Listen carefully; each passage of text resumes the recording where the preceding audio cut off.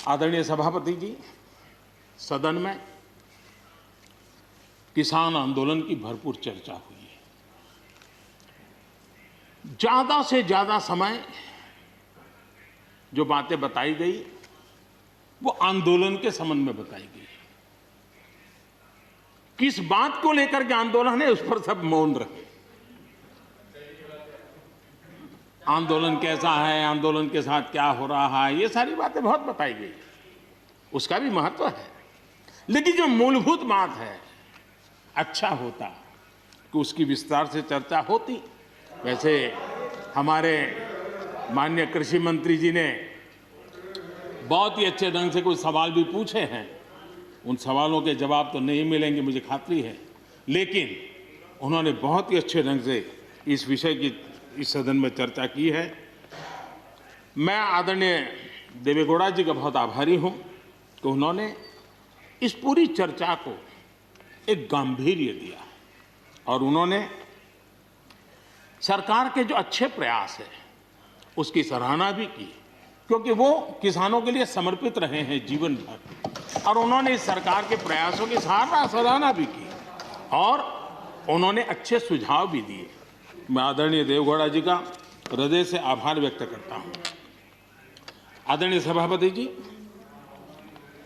खेती की मूलभूत समस्या क्या है,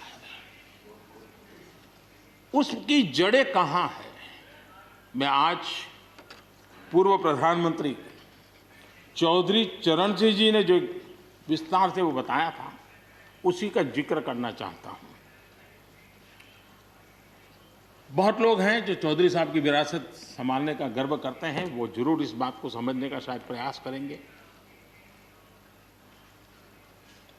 वो अक्सर 1970-71 जो एग्रीकल्चर सेंसस हुआ था उसका जिक्र उनकी भाषण में हमेशा आता था और उल्लेख करते थे। चौधरी चरण सिंह जी ने क्या कहा था, उनका कोट है, किसानों का सेंसस लिया गया तो 33% किसान ऐसे हैं जिनके पास जमीन 2 बीघे से कम है, 2 बीघे नहीं है, 2 बीघे तक है, 2 बीघे से कम। 18% जो किसान कहलाते हैं उनके पास 2 बीघे से 4 बीघे जमीन है, यानी आधा हेक्टर से 1 हेक्टर, ये 51% किसान है।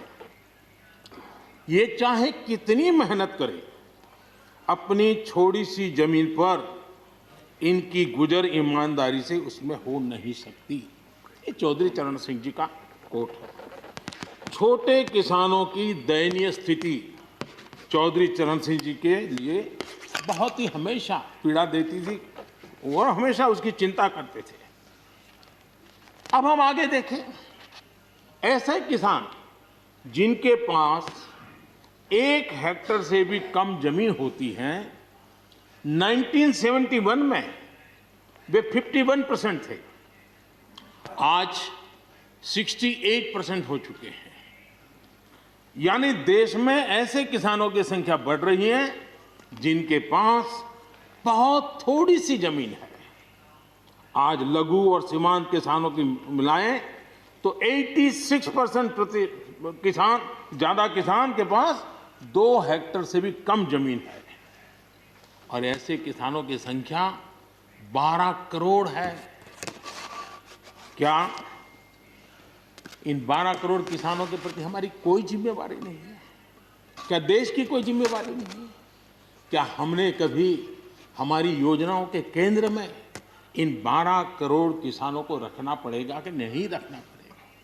ये सवाल का जवाब चौधरी चरण सिंह जी हमारे लिए छोड़ करके गए हैं। हमें जवाब को ढूंढना होगा। हमें चौधरी चरण सिंह जी को सच्ची श्रद्धांजलि देने के लिए भी इस काम के लिए जिसको जो सूझे, जिसको मौका मिले, सबने करना होगा, तब जाकर के हम इन कर सकते हैं। अब पहले की सरकारों की सोच में छोटा किसान था क्या? अगर एक बार हम थोड़ा सोचेंगे तो ध्यान आएगा। मैं आलोचना के लिए नहीं कह रहा, लेकिन हमने सचमुच में हम सब ने सोचने की आवश्यकता है। जब हम चुनाव आते ही एक कार्यक्रम करते हैं कर्ज माफी। अब वो किसान का कार्यक्रम है कि वोट का कार्यक्रम है, वो तो हिंदुस्तान में हर कोई भली भांति जानता है। लेकिन जब कर्ज माफी करते हैं तब छोटा किसान उससे वंचित रहता है, उसके नसीब में कुछ नहीं आता है, क्योंकि कर्ज माफी जो बैंक से लोन लेता है उसके लिए होती है। छोटा किसान का बेचारा बैंक में खाता नहीं, वो कहाँ लोन लेने जाएगा। हमने छोटे किसान के लिए नहीं किया है, भले ही हमने राजनीति कर ली हो। 1-2 एकड़ जमीन वाले किसान जिसके पास बैंक का खाता भी नहीं है, न वो कर्ज लेता है, न कर्ज माफी का फायदा उसको मिलता है। उसी प्रकार से पहले की फसल बीमा योजना क्या थी? एक प्रकार से वो बीमा जो बैंक गारंटी के रूप में काम करता था, और वो भी छोटे किसान के लिए तो नसीब ही नहीं होता था। वो भी उन्हीं किसानों के लिए होता था जो बैंक से लोन लेता था और उसका इंश्योरेंस होता था, तो बैंक वालों को भी एक विश्वास होता था, चल जाता था। आज 2 हेक्टेयर से कम कितने किसान हो गए जो बैंक से लोन? सिंचाई की सुविधा भी छोटे किसान के नसीब नहीं हुई। बड़े किसान तो बड़ा बड़ा पंप लगा देते थे, ट्यूबवेल कर देते थे, बिजली भी ले लेते थे और बिजली भी मुफ्त मिल जाती थी, उनका काम चल जाता था। छोटे किसान के लिए तो सिंचाई के भी लिए दिक्कत थी, वो तो कभी ट्यूबवेल लगा ही नहीं सकता था, कभी कभी तो उसको बड़े किसान से पानी खरीदना पड़ता था और जो दाम मांगे वो दाम देना पड़ता था। यूरिया, बड़े किसान को यूरिया प्राप्त करने का कोई प्रॉब्लम नहीं था, छोटा किसान को रात रात लाइन में खड़े रहना पड़ता था, उस पर डंडे चलते थे और कभी कभी तो बेचारा यूरिया के बिना घर वापस लौट जाता था। ये हम छोटे किसानों के हाल जानते हैं। 2014 के बाद हमने कुछ परिवर्तन किए। हमने फसल बीमा योजना का दायरा बढ़ा दिया ताकि किसान, छोटा किसान भी उसका फायदा ले सके, और बहुत मामूली रकम से ये काम शुरू किया। और पिछले 4-5 साल में फसल बीमा योजना के तहत 90,000 करोड़ रुपए, ये छोटी रकम नहीं है, 90,000 करोड़ रुपए उसके क्लेम किसानों को मिले हैं। कर्ज माफी से भी आंकड़ा बड़ा हो जाता है। छोटा किसानों को किसान क्रेडिट कार्ड, हमारे यहाँ किसान क्रेडिट कार्ड हुए, लेकिन बड़े किसानों तक गए और वो बैंक से बहुत ही, कुछ तो राज्यों में 0% से ब्याज से उनको मिल जाते थे पैसे, और उनके कोई न कोई दो धंधा व्यापार होता था, पैसे वहाँ भी लग जाते थे। छोटे किसान के नसीब में ये नहीं था। हमने तय किया हिंदुस्तान के हर किसान को किसान क्रेडिट कार्ड देंगे। इतना ही नहीं, हमने उसका तो दायरा फिशरमैन तक भी बढ़ा दिया ताकि वो भी इसका फायदा उठा सके। और 2.25 करोड़ से ज़्यादा किसानों तक ये किसान क्रेडिट का काम पहुंच चुका है, और बाकी भी राज्यों से आग्रह कर रहे हैं कि लगातार उसको आगे बढ़ाएं ताकि ज़्यादा से ज़्यादा किसान इसका लाभ उठा सकें, और राज्यों की मदद जितनी ज़्यादा मिलेगी उतना ज़्यादा ये काम हो जाएगा। उसी प्रकार से हम एक योजना ले आए, प्रधानमंत्री सम्मान निधि योजना। सीधे किसान के खाते में, और ये गरीब किसान को जिसके पास कभी इस प्रकार की मदद नहीं पहुंची। 10 करोड़ ऐसे परिवार हैं जिनको इसका लाभ मिल गया। और अगर बंगाल में राजनीति आड़े न आती तो बंगाल के किसान भी अगर जुड़ गए होते तो ये आंकड़ा उससे भी ज्यादा होता। और अब तक 1,15,000 करोड़ रुपया इन किसानों के खाते में गया। ये गरीब छोटे किसान, उनके पास गया है। हमारी सब योजनाओं के केंद्र बिंदु में सॉइल हेल्थ कार्ड, हमने 100% सॉइल हेल्थ कार्ड की बात कही ताकि हमारे छोटे किसान को भी उसकी जमीन कैसी है, कौन सी उपज के लिए योग्य होगा, हमने 100% सॉइल हेल्थ कार्ड के लिए काम किया। उसी प्रकार से हमने यूरिया का निम्नकोटि 100% किया। 100% के पीछे इरादा हमारा यही था कि गरीब से गरीब किसान तक भी यूरिया पहुंचने में रुकावट ना हो, यूरिया डाइवर्ट होता है बंद हो, और उसमें हम सफल भी हुए। छोटे और सीमांत किसानों के लिए हमने पहली बार पेंशन की सुविधा की योजना लेकर के आए, और मैं देख रहा हूं कि धीरे धीरे हमारे छोटे किसान भी आ रहे हैं। उसी प्रकार से प्रधानमंत्री ग्राम सड़क योजना, प्रधानमंत्री ग्राम सड़क योजना ये सिर्फ एक रोड नहीं है, ये किसानों की गांव की जिंदगी को बदलने का एक बहुत बड़ा यश रेखा होती है और इसलिए हमने उस पर भी बल दिया। पहली बार हमने किसान रेल की कल्पना की। छोटा किसान का माल बिकता नहीं था, आज किसान रेल के कारण गांव का किसान रेलवे के माध्यम से मुंबई के बाजार तक अपना माल बेचने लगा, फल सब्जी बेचने लगा है, उसका लाभ ले रहा है, छोटे किसान को फायदा हो रहा है। किसान उड़ान के द्वारा हवाई जहाज से अब जैसे हमारे नॉर्थ ईस्ट इतनी बढ़िया बढ़िया चीजें, लेकिन ट्रांसपोर्टेशन सिस्टम के अभाव में वहां का किसान हमारा बेनिफिट नहीं ले पाता था, आज उसको किसान उड़ान योजना का लाभ मिल रहा है। छोटे किसानों की परेशानियों से हर कोई परिचित है। समय समय पर उनके सशक्तिकरण की मांग भी उठी है। हमारे आदरणीय शरद पवार जी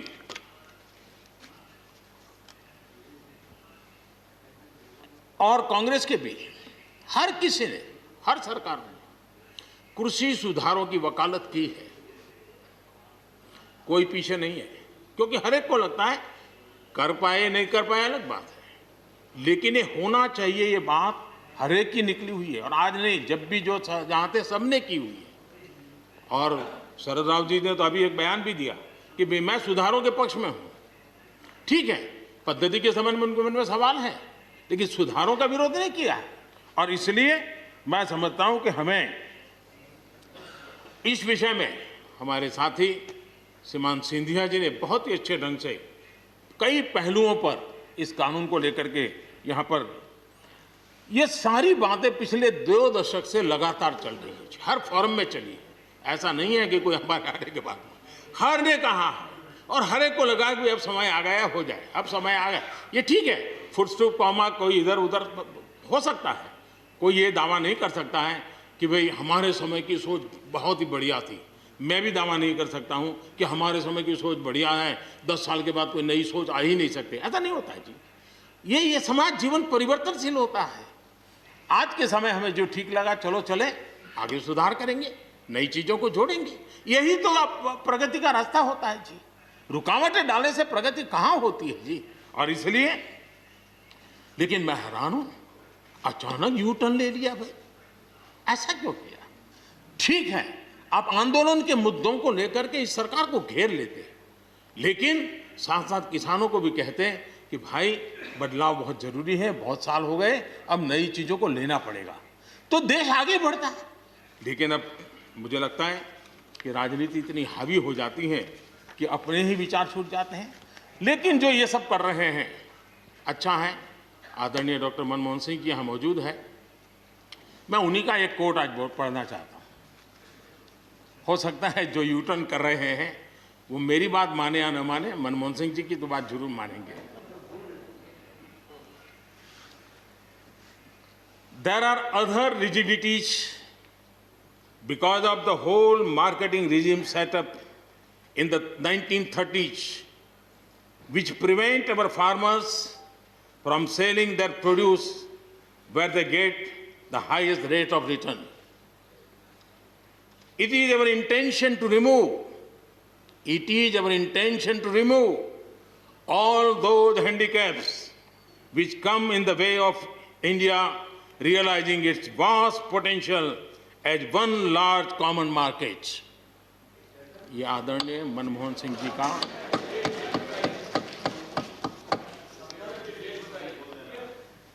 आदरणीय मनमोहन सिंह जी ने किसान को उपज बेचने की आजादी दिलाने, भारत को एक कृषि बाजार दिलाने के संबंध में अपना इरादा व्यक्त किया था और वो काम हम कर रहे हैं।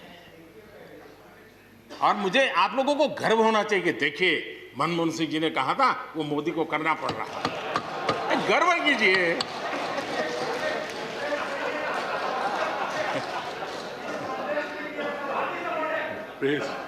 प्लीज।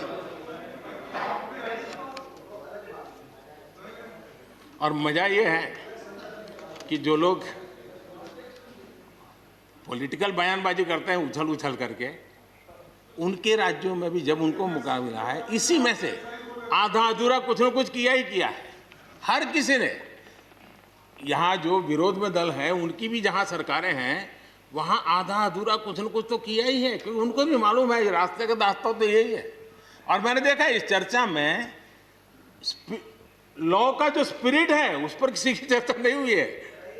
शिकायत दिया गया तरीका ठीक नहीं था, जल्दी कर दिया, इसको नहीं पूछा, ये रहता है। वो तो परिवार में शादी होती है तो भी फूफी नाराज होकर के कहती है मुझे कहाँ बुलाया। वो तो रहता है, इतना बड़ा बड़ा परिवार है तो रहता ही है।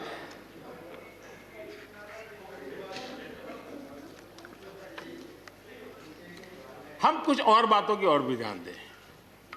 अब देखिए, दूध उत्पादन किसी बंधनों में बंधा हुआ नहीं है, न पशुपालक बंधनों में बंधा हुआ है, न दूध बंधनों में बंधा हुआ। लेकिन मजा देखिए, दूध के क्षेत्र में या तो प्राइवेट या कोऑपरेटिव, दोनों ने एक ऐसी बड़ी मजबूत चेन बनाई है, दोनों मिलकर के इस काम को कर रहे हैं और एक बेहतरीन सप्लाई चेन हमारे देश में बनी है। इसको हमने जो अच्छा है उसको, और ये मेरे काल में नहीं बना है, आप भी इसका गर्व कर सकते हैं, मेरे काल से पहले बना हुआ है, हमें गर्व करना चाहिए। फल सब्जी से जुड़े व्यवसाय में ज्यादातर बाजारों का सीधा संपर्क रहता है, बाजारों की दखल हट गई है, इसका लाभ मिल रहा है। क्या डेयरी वाले, फल सब्जी खरीदने वाले उद्यमी, पशुपालकों की किसान, क्या जमीन पर कब्जा हो जाता है उनका? पशुपालन पर, पशु पे कब्जा हो जाता है? नहीं होता, दूध बिकता है, पशु नहीं बिकता है जी। हमारे देश में डेयरी उद्योग का योगदान कृषि अर्थव्यवस्था के कुल मूल्य में 28% से भी ज्यादा है। यानी इतना बड़ा हम एग्रीकल्चर की चर्चाएं करते हैं, इस पहलू को हम भूल जाते हैं। 28% कंट्रीब्यूशन है और करीब करीब 8 लाख करोड़ रुपयों का कारोबार है। जितने रुपये का दूध होता है उसका मूल्य अनाज और दाल दोनों मिला ले तो उससे ज्यादा है। हम कभी इस तरफ देखते ही नहीं है। पशुपालकों को पूरी आजादी, अनाज और दाल पैदा करने वाले छोटे और सीमांत किसानों को जैसे पशुपालक को आजादी मिली है, इनको आजादी क्यों नहीं मिलनी चाहिए? और इन सवालों के जवाब हम ढूंढेंगे तो हम सही रास्ते पर चलेंगे। आदरणीय सभापति जी, ये बात सही है, जैसा हम लोगों की स्वभाव रहा है, घर में भी थोड़ा सा भी परिवर्तन करना हो तो घर में भी एक तनाव शुरू है। चेयर यहाँ क्यों रखी, टेबल यहाँ क्यों रखा, घर में भी होता है। इतना बड़ा देश है और जिस प्रकार की परंपराओं से हम पले बड़े हैं, तो ये मैं स्वाभाविक मानता हूँ। जब भी कोई नई चीज़ आती है तो थोड़ा बहुत रहता ही हमारे यहाँ, क्योंकि असमंजस की स्थिति भी रहती है।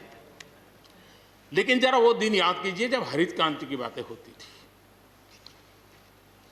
हरित क्रांति के समय जो कृषि सुधार हुए, तब भी जो आशंकाएं हुई, जो आंदोलन हुए, ये वेल डॉक्यूमेंटेड है और ये देखने जैसा है।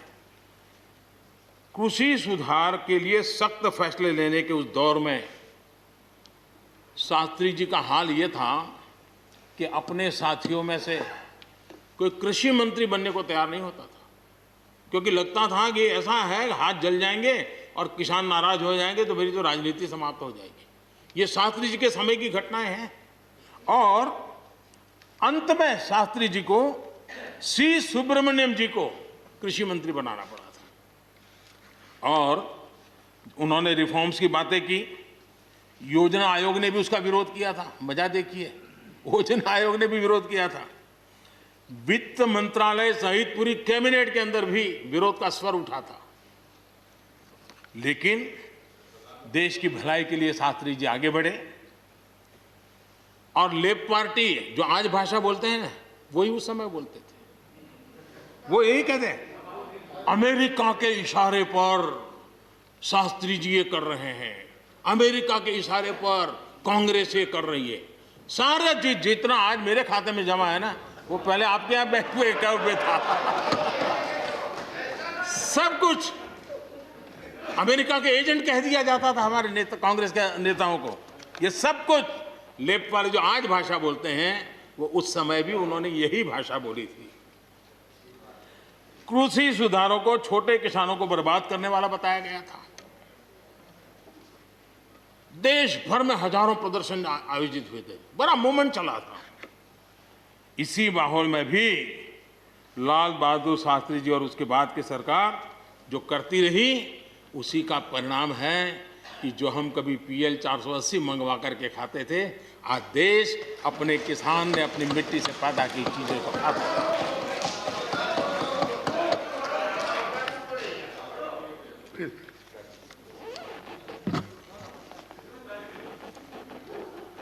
रिकॉर्ड उत्पादन के बावजूद भी हमारे कृषि क्षेत्र में समस्याएं हैं। कोई ये तो मना नहीं कर सकता है समस्याएं नहीं है, लेकिन समस्याओं का समाधान हम सबको मिलकर के करना होगा। और मैं मानता हूं कि अब समय ज्यादा इंतजार नहीं करेगा।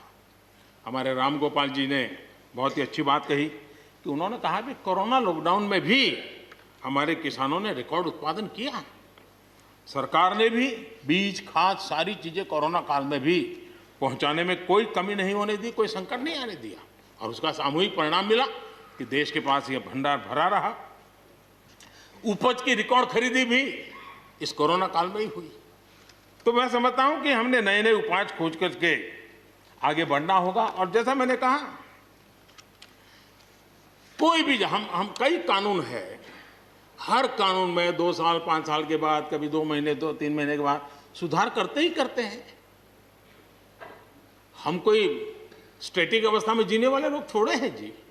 जब अच्छे सुझाव आते हैं तो अच्छे सुधार भी आते हैं, और सरकार भी अच्छे सुझावों को, और सिर्फ हमारी नहीं, हर सरकार ने अच्छे सुझावों को स्वीकार किया। यही तो लोकतंत्र की परंपरा है।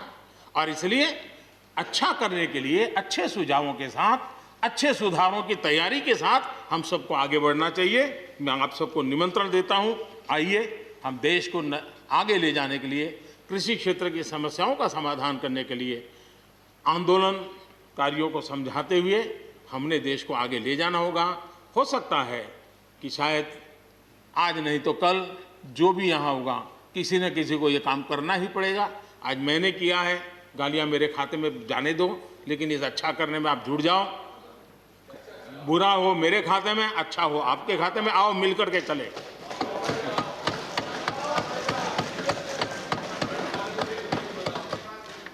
और मैं लगातार, हमारे कृषि मंत्री जी लगातार किसानों से बातचीत कर रहे हैं, लगातार मीटिंगें हो रही हैं, और अभी तक कोई तनाव पैदा नहीं हुआ है।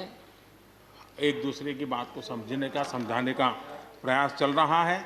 और हम लगातार आंदोलन से जुड़े लोगों से प्रार्थना करते हैं कि आप आंदोलन करना आपका हक है, लेकिन इस प्रकार से बुजुर्ग लोग वहाँ बैठे, ये ठीक नहीं है। आप उनको सबको ले जाइए, आप आंदोलन को खत्म कीजिए। आगे बढ़ने के लिए मिल बैठ करके चर्चा करेंगे, रास्ता खुले है।